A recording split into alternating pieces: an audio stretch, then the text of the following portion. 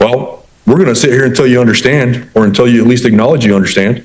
And if That's you don't, fine, Your Honor. I have the day off of work. say what? I have the day off of work. I can stay. 210947. Defendant is pro se. State is represented by Deputy Prosecutor Hammer. We were set today for, I believe it was a FREDA hearing. It is Ferretta. Mr. Allegretti wants to represent himself. Sir, did you get a copy of our pro se representation form? Yes, I did, Your Honor. Did you have a chance to review that? Yes. Did you sign it and stuff? No, I did not. No? Do you have it with you? No, I'm not going to sign it. I'm here, if I may speak, Your Honor. I'm appearing in persona, propria persona, especially not generally. I do not submit to the jurisdiction of the court as a defendant. Right away, this hearing takes a dramatic turn. The defendant refuses to recognize the court's jurisdiction while simultaneously asking to represent himself. Legally, that's a contradiction. A judge has to determine whether someone can follow courtroom rules before allowing self-representation. Do you think the judge made the right call this early? Okay, Mr. Allegretti, that's all you need to say. If you're not going to submit to the jurisdiction of the court, you cannot represent yourself pro se. I'll appoint the Porter County Public Defender Service to represent you. No, and you will have counsel. I'm sorry, sir. What you're saying is that you will not subject yourself to the jurisdiction of the court. What that tells me is that you're not capable of representing yourself, because when you represent yourself in this court, you become to the same level as an attorney, okay?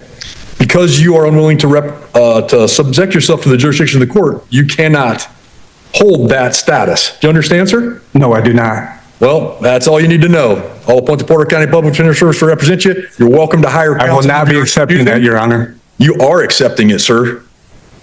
You know what direct contempt of court is, sir? I wanted to put my other stuff on the record, if you don't mind. I will not allow you to put any garbage like what you're about to say on the record. Okay. You have filed documents in front of this court. You have boogered up my court docket with your pro se filings over the last couple of weeks. I've had to write orders that struck those from the record. None of that is of record because it was stricken. And I have your mail here that you apparently don't even have the correct address for the court. What's your address, sir? Do you know what direct contempt of court is, sir? Yes. Direct contempt of court is when you are in contempt of these proceedings. And one way that you can be in contempt of court is if you refuse to answer questions and you delay the proceedings in front of this court. Yes. And you're refusing to answer questions that are as simple as, what is your address? And we need to know the address for the official court record. Understand that, sir? Yes. What's your address? 7021 Square, Indianapolis, Indiana. What's the zip code? 46260. Just so you're clear, do you know what the penalty is I can give you for direct contempt of court? No. Up to 6 months in jail with no good time credit. You understand that? Yes, Your Honor. Okay. So you're clear, I struck your frivolous proceedings from the record a few days ago. Officer Ball, can you give him this? Sure.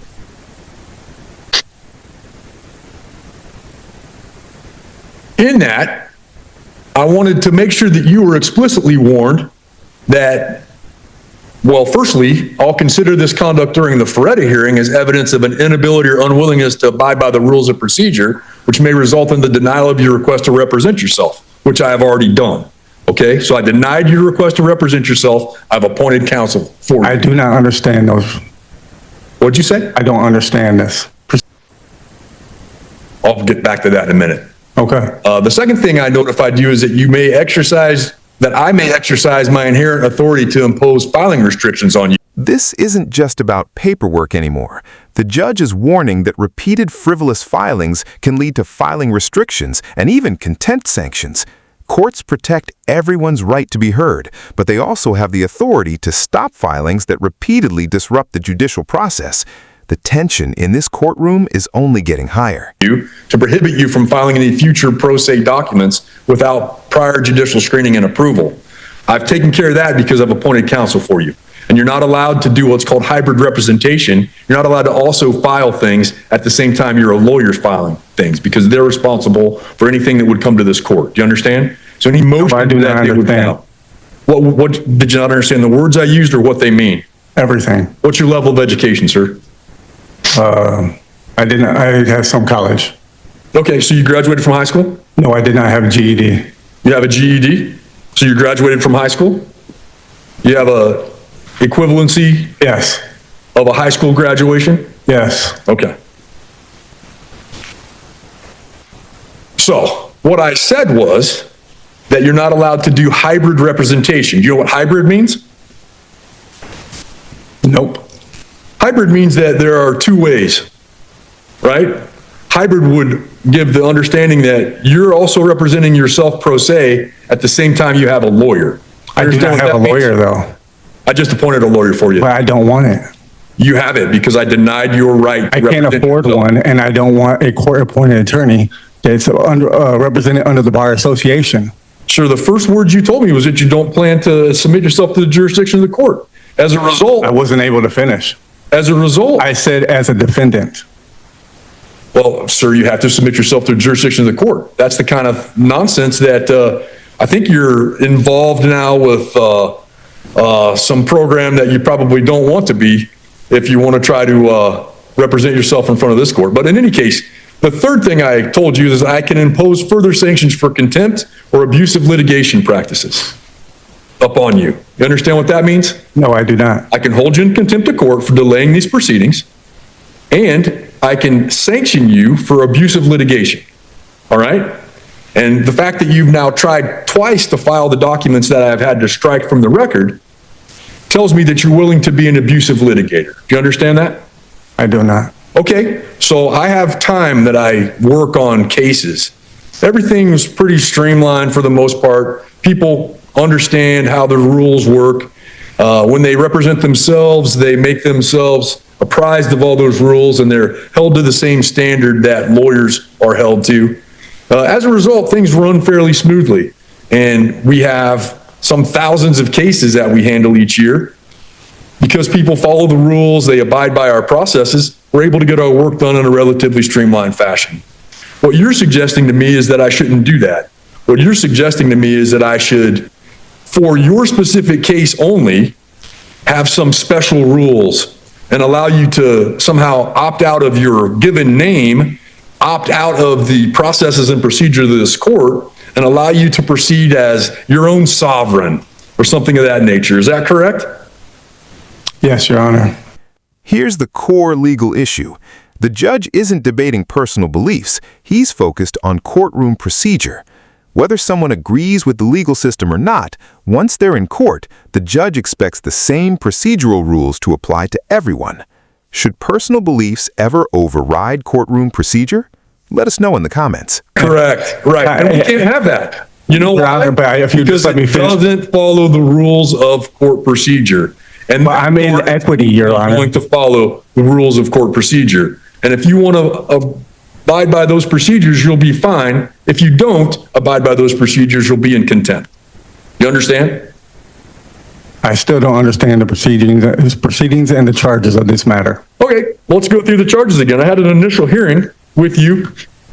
Let me see when I had the initial hearing. Back on November 3rd, 2025. And at that hearing, I went through all the charges with you. And I made sure at that hearing that you understood all three charges that were filed against you.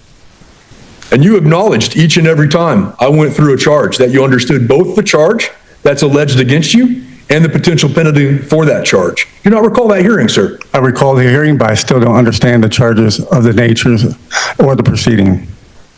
Okay, sir. I just want to put that on the record.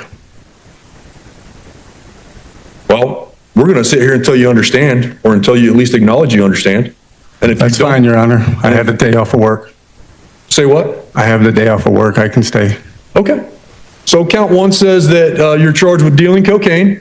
It alleges that on or about September 28, 2025, here in Porter County, you did knowingly or intentionally possess with the intent to deliver or finance the delivery of cocaine or narcotic drug, and the amount was at least 10 grams, contrary to the form of statute. You understand the charges in count one?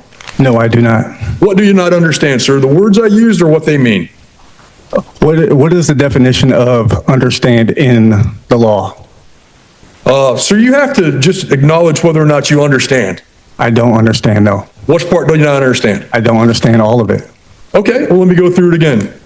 Count one suggests that you dealt cocaine, a level 2 felony. You understand what a date would be, September 28th of 2025? I still don't understand. Sir, do you not understand what date would be, September 28th of 2025? I accept your date, but I don't understand the natures of these charges. Okay, sir, you're about this close to being held in contempt of court. You understand that? I understand, Your Honor. And if you're held in contempt, I'm going to put you in jail, sir. And I'm going to jail you. This is the moment the hearing starts moving toward contempt. The defendant has repeatedly tried to explain the charges, while the defendant continues saying he doesn't understand them. From the court's perspective, there's a big difference between genuine confusion and refusing to participate. That distinction often determines what happens next. Why are you forcing me to understand the charges? I'm not forcing you to, sir. Yeah, if you're just going to give me an Trying to go through the statutory and constitutional procedures required of me in this court. And that's for me to make sure you have a knowing and voluntary, well, not knowing and voluntary, but you have an understanding of the charges filed against you. It's part of your constitutional requirement. And if it is, I do have rights too, right? Well, I've gone through your rights with you. You understand that you have certain rights in this case? Yeah, I'm required to advise you of your various rights in this matter. Am I You have the allowed? right to hire an attorney to represent you. You understand that? And I do want an attorney. Well, you understand that you have the right to one, or you wouldn't be able to suggest that you don't want one, correct? I don't want one. So you understand you have the right to one, correct? Correct. Okay. And you understand that if you can't afford one, the court will appoint one for you, correct? If that's what you say. Oh, no, sir. You either understand or you don't. You understand? I understand that you want to give me a court-appointed attorney. No. I already appointed a court-appointed attorney for you because you can't get through the Feretta hearing. You understand why you can't get through the Feretta hearing? No, I do not. What were the first words out of your mouth when you read off your card earlier? I said I'm in propria persona. And then? Especially and not generally, I do not submit to the court's jurisdiction of the court as a defendant. And that's all I need to hear, sir. That's all I need to hear, because if you're not willing to submit yourself to the jurisdiction of the court, you cannot represent yourself in front of this proceeding. Do you understand that, sir? You know what jurisdiction is? Yes. Tell me about it. You think that you have jurisdiction over my body, and I'm a living human What does it being. mean, sir? Are you here to practice court? I don't understand what this has to do with anything. I'm asking the questions, and I don't care whether you think you understand it or not. You've come up here with your sovereign citizen. I'm not a sovereign citizen. I did not claim to be a sovereign citizen. Trying to bring I'm using the law in equity. Using sort of pseudo-legal jargon into the court, arguing things that aren't even based on criminal law. I didn't even get to finish my suggesting that statement. you're not willing to subject yourself to the jurisdiction of the court. As a result, you can't have a lawyer. I'm sorry, you can't represent yourself. You have to have a lawyer, somebody who understands how the court proceedings work and is an officer of the court already. You understand that? No, I do not. Which part don't you understand, sir? Everything. I can't even state my statement. I want to just put my statement on record. What's your statement? Why is that so hard to? Because the first part of your statement, this is a Feretta hearing. I'm here for a Feretta hearing. I've already denied your Feretta rights based on the very first words that came out of your mouth, which was that you're not willing to subject. Notice how the judge keeps returning to the exact same point. Self-representation comes with responsibilities. If the court believes a defendant cannot or will not follow basic legal procedures, it can deny the request to proceed without an attorney. This isn't about winning an argument. It's about keeping the trial legally valid. Yourself to the jurisdiction of the court. If you're not willing to subject yourself to the jurisdiction of the court, you're not capable of representing yourself, and you must have counsel. I said as a defendant, Your Honor. Sir, I don't care how you try to qualify it.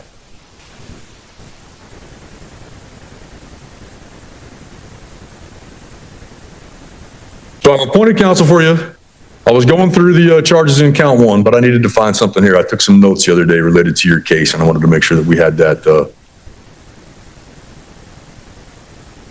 as well. All right, sir, do you understand the allegations in count one No, I do not. related to the possession of cocaine? No, I do not. Okay. I'm going to give you another chance to explain to me, what do you not understand? I don't understand the charges. I don't stand under the charges. If that's what we're talking about, I do not stand under these charges. I'm willing to hold you in contempt, and we can handle this again tomorrow, okay? So what I will do, Mr. Allegretti, is find that you've unduly delayed these proceedings. All I want to Find you in direct contempt of court for your continuous delay of the proceedings. I'll sentence you to a day in the Porter County Jail for your Honor, I contempt. have a job. Please take Mr. Allegretti into custody.